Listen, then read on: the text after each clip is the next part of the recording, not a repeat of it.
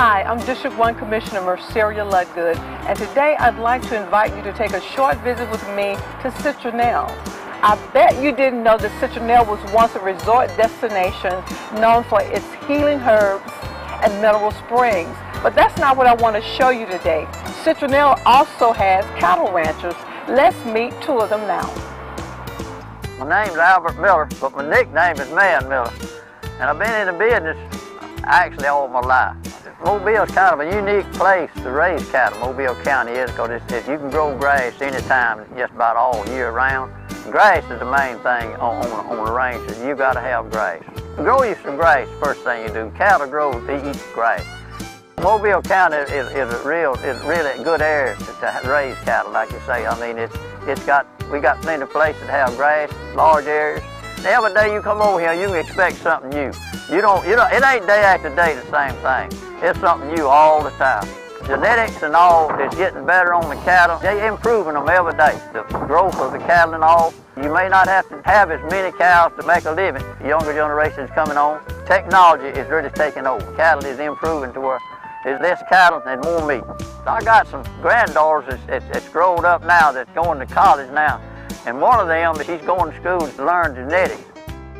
I think my generation is more focused on which genetics you want to utilize in your program. I'm going to Auburn because it's one of the best agricultural colleges in the South. I want a career with animals and breeding beef cattle. You can breed for cattle that are known to have, a larger type hip and pelvis that can calve more easily.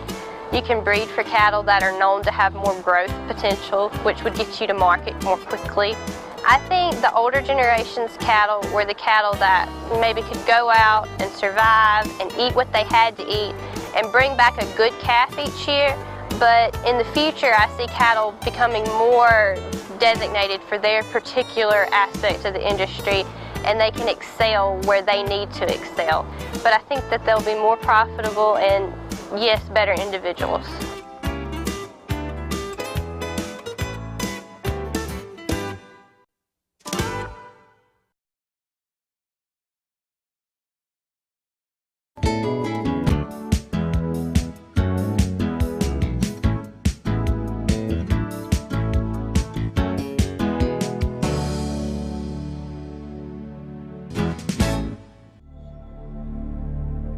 Only a few miles from our cattle ranching friends is the Castle Diva Elementary School, which is located near the town of Mount Vernon. There you will see a palmetto hut, a traditional dwelling of the Mowa Indians who settled there many centuries ago. This is a story of our shared history. My name is Chief Wilford Longhair Taylor, and I've been chief for 16 years. My name is Nicole Williams, and I have been a resident of Mount Vernon in Mobile County for the whole entirety of my life, 33 years. And I attended Diva Elementary School as a student here in the 80s. And I'm back here as an educator. 90% of the population of the students here at Diva are of Native American descent, of Mowa Choctaw heritage. And my job here is to work with them on their culture, teaching them the oral traditions, the things that we have to pass down from generation to generation that are not written and that can only be taught from one person to another. We've created an outdoor classroom, and we're sitting in front of a traditional Choctaw dwelling. If you would visit this area in the 1800s, this would be the type of dwellings that you would see. The Indian children here have assimilated well, and as a people, we've assimilated well into society, because now that mainstream society is pushing education, the children here at Diva have done well at assimilating and realizing that they can go to college and they can be successful. And my father, he wound up getting a third grade education. My mother, she had a 6th grade education. And they had 11 children. They managed to send all 11 children to college. We have an accountant, we have a doctor, we have a lawyer, we have administrators, we have school teachers, and an Indian chief. We have to assimilate for survival over the years. We had to, but we retained what we were taught as children, and it's still retained today.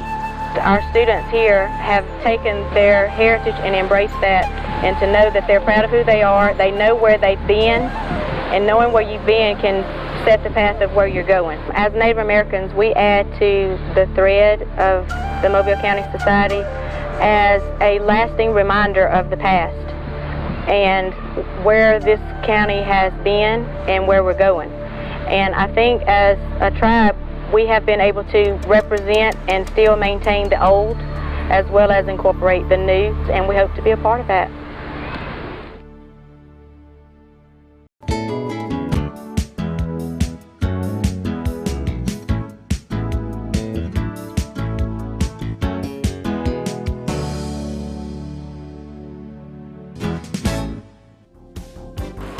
Hello, I'm District 2 County Commissioner Connie Hudson, and I'd like to remind you of the county's history as a leader in education. Did you know that Mobile County established the first educational system in the state, and that Spring Hill College was the first college in the state of Alabama? So it should be no surprise that today we are now home to a state-of-the-art medical and educational cancer research facility, the Mitchell Cancer Institute, funded in part by the Mobile County Commission.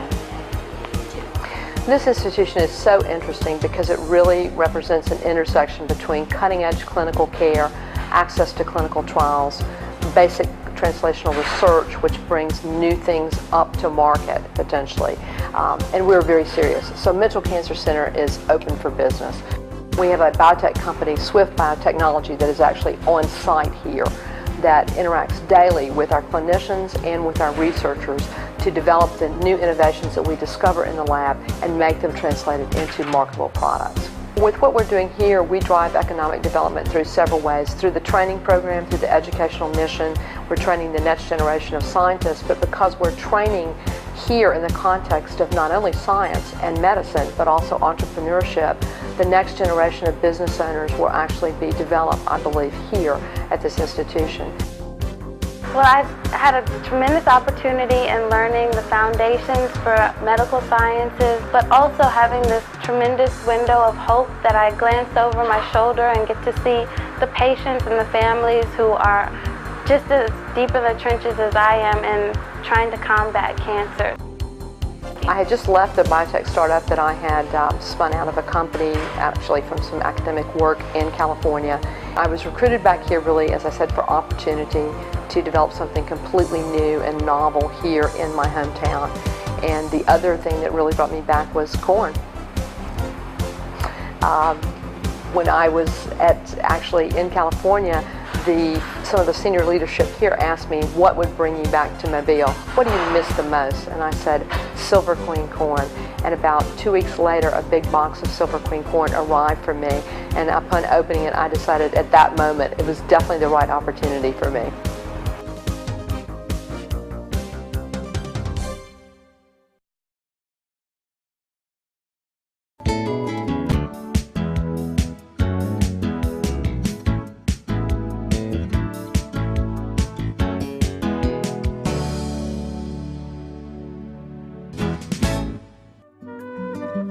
Small business has always been the backbone of the economy in Mobile County, and among small business, agriculture has played a very important role.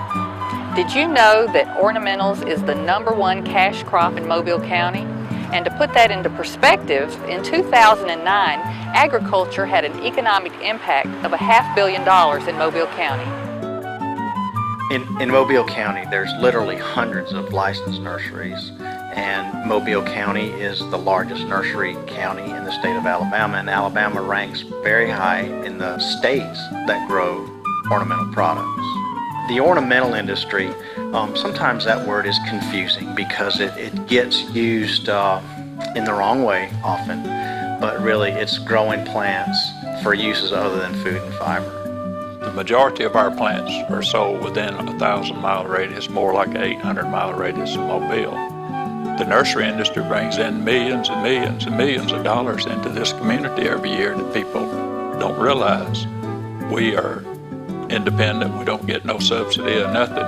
We spend our money right here. And it does help the community, but I don't think many people realize that. Being outside as making your living outside is just so satisfying. It's just a satisfying feeling when you get to work in the elements and you get to be challenged by the elements, and you're constantly tuned in to just the air and the wind and the water around you. The reason they call it a nursery is you have to nurse every plant out there. And we enjoy it, and it's been rewarding for us, but we have worked hard, and we just appreciate being in the nursery business.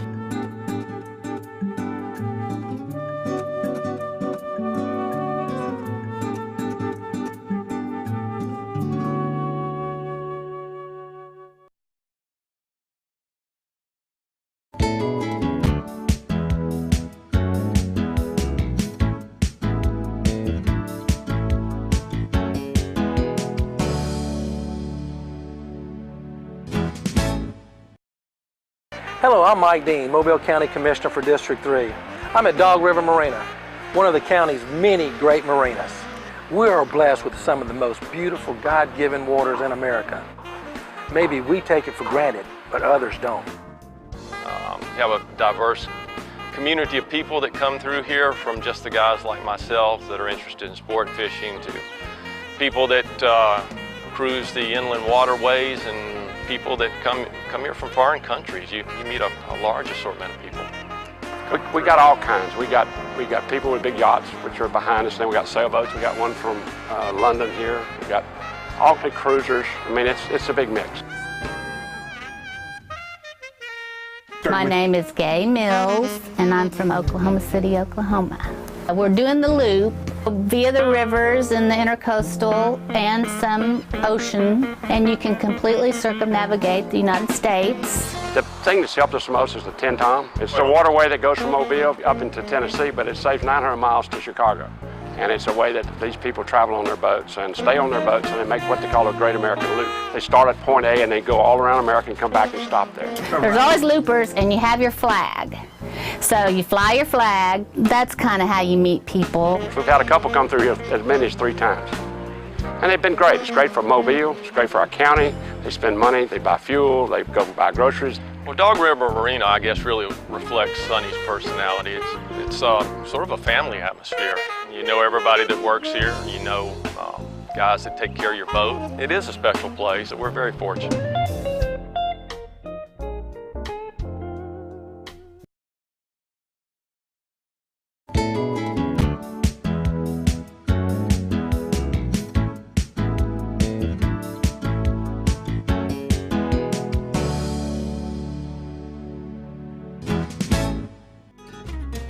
More than just recreation, our waters bring in a fabulous bounty of food.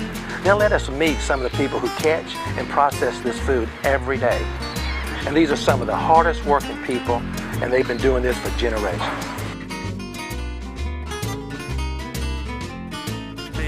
We've been Collier's 5 Seas, we've been Ace Seafood, and now we're Rough Water. The reason we chose the name Rough Water is because when Katrina hit, it almost put us out, but it didn't. My dad looked at me and he said, we're going to name the place Rough Water. He said, we've been through a lot of rough water, so we're going to keep on going. And here we are still going today. Everybody in the building works together as a family. Because without them, I don't have a job.